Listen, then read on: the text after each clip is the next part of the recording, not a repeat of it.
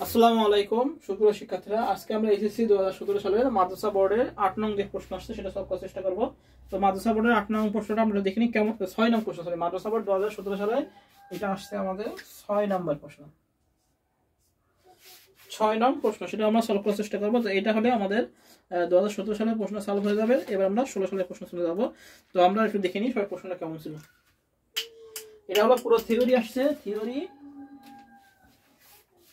আমরা প্রশ্নটা দেখে নিই। এই যে আমাদের প্রশ্ন আছে,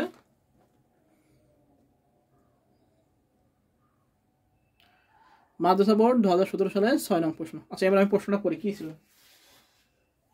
বলছে কি, জামান সাহেব বিদেশ গমনের উদ্দেশ্যে ই টিকিটিং ব্যবস্থার সহায়তা নিলেন। তিনি দেখতে পেলেন যে ওয়েবসাইটের শিডিউল অনুযায়ী আসন বিন্যাস, খালি সহ সংশ্লিষ্ট বিমানের যাবতীয় তথ্য দেওয়া আছে।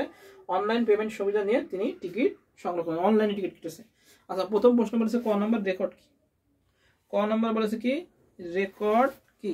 আমরা কি লিখবো, আমরা লিখবো একটি ডাটাবেজে ক নম্বর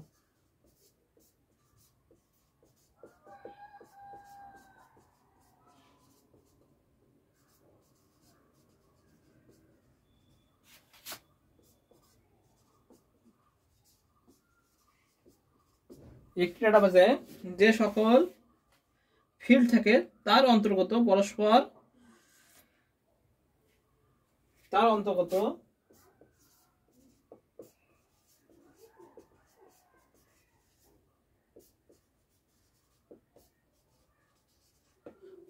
কি সম্পর্কযুক্ত একটি সারিকে রেকর্ড বলে। পরস্পর সম্পর্কযুক্ত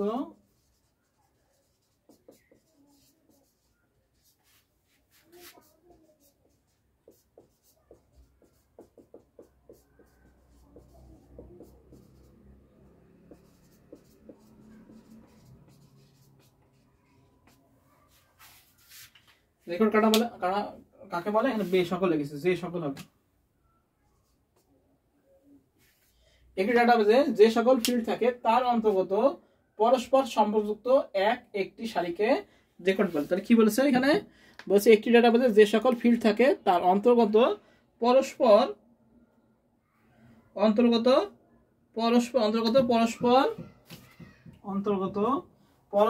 সম্পর্কযুক্ত একটি সারিকে কি বলা হয়, সারিকে রেকর্ড বলা হয়। এই হলো আমাদের ক নম্বর। এবার খ নম্বর।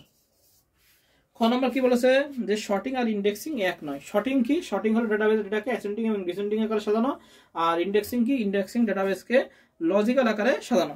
এবার আমরা কিভাবে লিখবো যে ডাটাবেজের কোনো ডেটাকে টেবিলের রেকর্ড সম্মুখে নির্ধারিত ফিল্ডের অ্যাড্রেস অনুসারে সাজানোকে ইন্ডেক্সিং বলে। অপরদিকে ডাটাবেজে কোনো ডেটা টেবিলের রেকর্ড সম্মুখে নির্দিষ্ট ফিল্ড অনুসারে ডেটাকে ঊর্ধ্বক্রম এবং নিম্নক্রম সাজানোকে কি বলে, শর্টিং বলা হয়।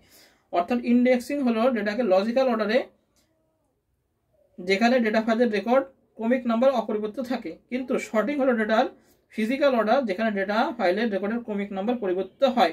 সুতরাং শর্টিং ও ইন্ডেক্সিং এক নয়। এভাবে নিজেদের মতো পার্থক্যগুলো লিখে দিলেও হয়ে যাবে, যে যেভাবে লিখতে পারি কোনো সমস্যা নেই।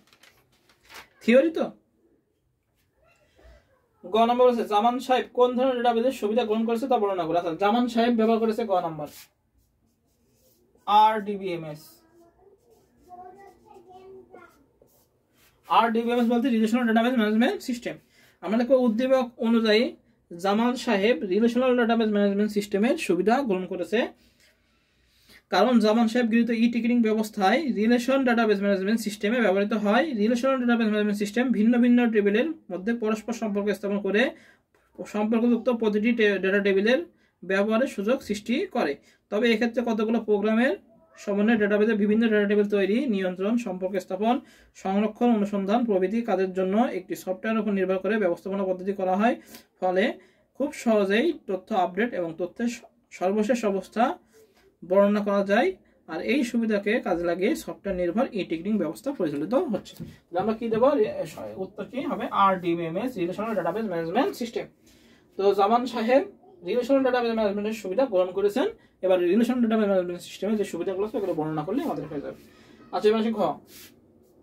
এখানে থিওরি, এখানে সময় লিখে নেবেন নিজেদের মতো করে, কোনো সমস্যা নেই। আচ্ছা, এ ব্যবস্থা সকল সেবাদানকারী প্রতিষ্ঠান চালু করে গেলে ডিজিটাল বাংলাদেশ গড়ার স্বপ্ন বাস্তবে রূপ দেবে। আচ্ছা, এটা হলো পাম মারতে হবে বেশি করে, যে এ ব্যবস্থা সকল সেবা দানকারী প্রতিষ্ঠান চালু করা গেলে ডিজিটাল বাংলাদেশ গড়ার স্বপ্ন বাস্তবে রূপ নেবে। আচ্ছা, ডিজিটাল বাংলাদেশ গড়ার বাস্তবে রূপ নেবে, এটা নিজেদের মতো লিখে দিতে হবে। এখানে থিওরি, এখানে কিছু বলার নেই।